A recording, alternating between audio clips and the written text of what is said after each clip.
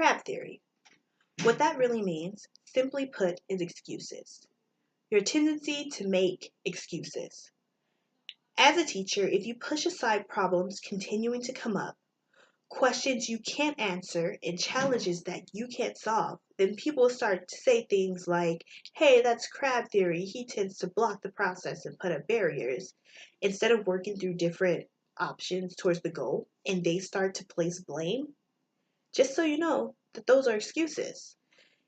If you can give the answer, do it. If you have a solution, inform others. If problems keep coming up and you know it's wrong, don't be embarrassed. Recognize the mistake and switch it around so that you can improve and keep going. Doing these three things can help build your confidence in the future. It's simple. A true story related to this is about a famous woman named Erin Brockovich. She was an American mom, and that's it. So one time she recognized that the water smelled funny. So she went to government officials about the water. They gave her vague answers and didn't have a solution to the problem. Later, she went to them to ask when they would fix it. They tried to push it under the rug, but she kept coming back for answers. She resisted and worked in silence, and she continued to resist until the water changed. After the water was cleaned, they admitted they were wrong and embarrassed.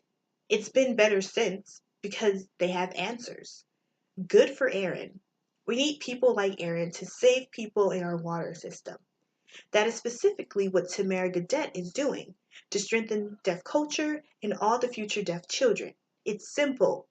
You see many oppressed groups doing the same thing as in the Black community and LGBT community when people disrupt the community because they don't know how to interpret it.